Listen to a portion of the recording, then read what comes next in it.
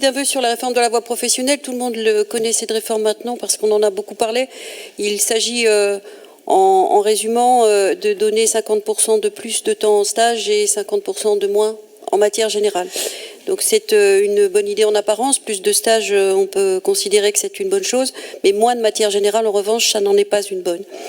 Donc les objectifs fixés par la réforme de la voie professionnelle, j'ouvre les guillemets, réduire le nombre de décrocheurs scolaires, faire progresser le taux d'insertion vers l'emploi et enfin faciliter la poursuite d'études, ne peuvent que susciter notre adhésion. Ce n'est donc pas tant le but que le moyen qui pose question. Car si nous souscrivons à l'idée que les lycéens doivent être formés à des métiers en tension ou qui correspondent à de futurs secteurs d'activité, nous pensons tout aussi fermement, comme la majorité des enseignants des lycées professionnels, que cela ne peut pas se faire au détriment du socle de connaissances générales, lire, écrire, compter et raisonner. Les employeurs dénoncent eux-mêmes la faiblesse du niveau, arithmétique simple, orthographe courante, géographie, etc. Chez ceux qu'ils recrutent, ils soulignent que la formation technique suffit rarement et ils expriment leur impuissance et leur incapacité à se substituer à l'école et à ses missions premières, pas plus qu'aux familles d'ailleurs. Certes, il faut en effet arrêter de former des élèves à des métiers qui n'existeront plus une fois leur formation terminée.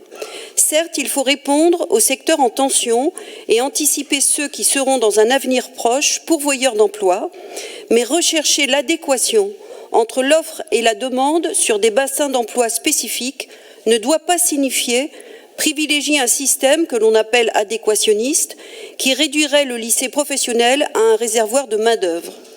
Bref, l'école, y compris le lycée professionnel, doit rester le premier lieu de savoir et d'émancipation, celui où on apprend aussi à choisir. La région, par ses compétences, est directement concernée par ce projet de réforme. Ainsi, elle pilote, en lien avec le rectorat, l'évolution de la carte des formations professionnelles initiales. Elle investit fortement dans les lycées et soutient les campus des métiers et des qualifications. De plus, la région délivre des aides aux premiers équipements professionnels des lycéens et est aussi engagée dans la lutte contre le décrochage. La région considère que la réforme ne doit pas se faire au détriment des enseignements fondamentaux, essentiels dans la formation des jeunes pour lutter contre les inégalités.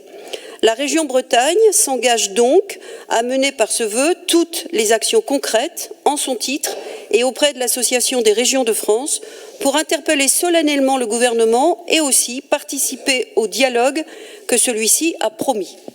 Voici ce vœu. Et explication de vote peut-être sur le bordereau, sur la carte. Allez-y, madame.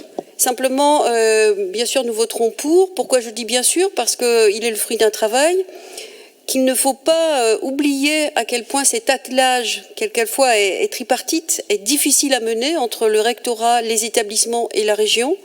Le plan pluriannuel, à mon avis, est une excellente nouvelle parce qu'il permettra, bien que devant être voté, et en effet tous les ans, il permettra de se projeter, de stabiliser la réflexion et aussi de rassurer en quelque sorte les publics et peut-être d'ouvrir davantage à ceux qui peut-être rend un peu frileux aujourd'hui. Donc ça, c'est vraiment une promesse d'avenir importante. Quant à la lutte contre la baisse démographique, il faudrait déjà commencer par avoir une politique nataliste et ça n'est pas de notre ressort.